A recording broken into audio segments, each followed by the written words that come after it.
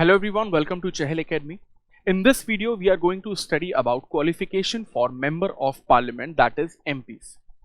इस वीडियो में सबसे पहले हम लोग ये देखेंगे कि मेंबर ऑफ पार्लियामेंट की क्वालिफिकेशंस क्या क्या होती हैं, यानी कि कोई भी एक पर्सन या इंडियन सिटीजन लोकसभा या राज्यसभा का मेंबर किस तरह से बन सकता है, और उसके बाद हम ये देखेंगे कि उन्हीं मेंबर ऑफ पार्लियामेंट की डिस्क्वालिफिकेशन किस तरह से होती है, यानी कि अगर कोई एक पर्सन एक बार राज्यसभा या लोकसभा का मेंबर बन जाता है तो अपना टेन्योर खत्म होने से पहले उसे उसकी पोस्ट से हटाया भी जा सकता है।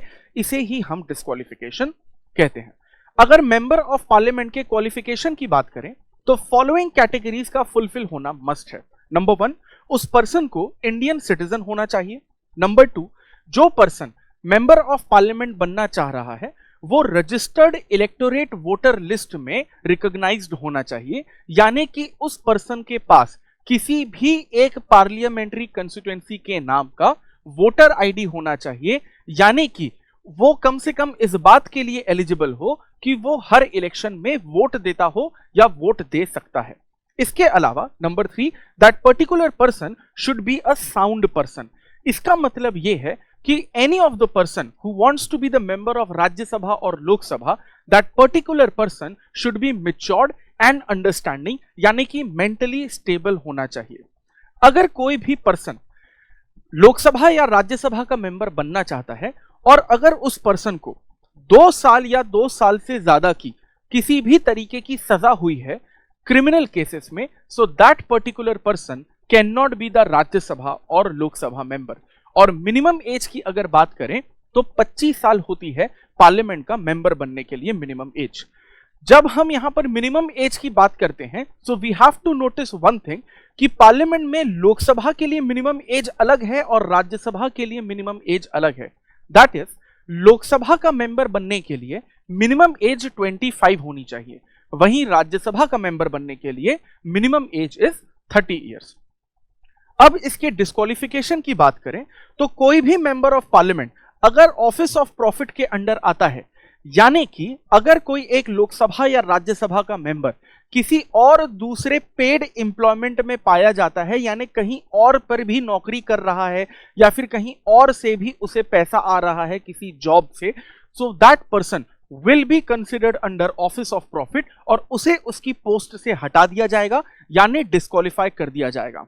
यदि इलेक्शन के बाद यह पता चलता है कि that particular person is not of sound mind, यानी कि वो मेंटली डिस्टर्ब या नॉर्मल नहीं है, तो उसे भी उस टाइम पर डिस्क्वालीफाई किया जा सकता है। अगर किसी मेंबर ऑफ पार्लियामेंट ने इंडिया की सिटीजनशिप के अलावा किसी दूसरे देश की सिटीजनशिप ले ली और इसके साथ साथ अगर इंडियन सिटीजनशिप उसकी खत्म हो गई तो वो मेंबर ऑफ पार्लियामेंट को भी डिस्क्वालीफाई कर दिया जाएगा।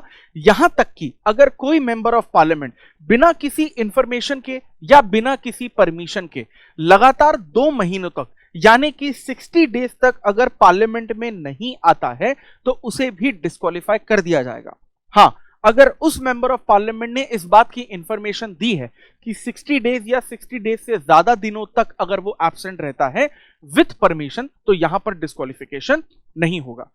अगर किसी भी मेंबर ऑफ पार्लियामेंट को इस बात के लिए गिल्टी पाया जाता है कि इलेक्शन से रिलेटेड करप्शन उन्होंने किया है, यानी कि जब उनका इलेक्शन लोकसभा या राज्यसभा में हो रहा था उस इलेक्शन के दौरान अगर किसी भी तरह का करप्शन का केस आता है तो उन्हें डिस्क्वालीफाई किया जा सकता है।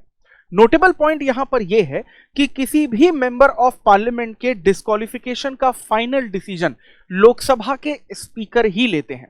1992 से पहले लोकसभा के स्पीकर का डिसीजन इतना ज्यादा फाइनल माना जाता था कि सुप्रीम कोर्ट भी बीच में आकर उस डिसीजन को कैंसिल नहीं कर सकती थी।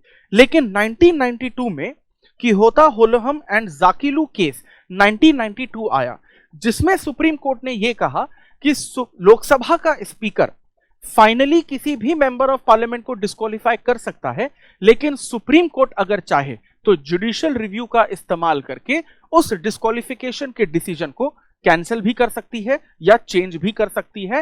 एट शॉर्ट, उसके डिस्क्वालिफिकेशन को रोक सकती है। इसी तरह के इंपॉर्टेंट पॉलिटी के टॉपिक्स अगर आपको डिटेल में और आसान भाषा में समझने हैं जो आपकी यूपीएससी सिविल सर्विसेज एग्जामिनेशन की प्रिपरेशन को और इजी बना सकते हैं, so please keep following Chahal academy. I will see you in the next video. Thank you very much.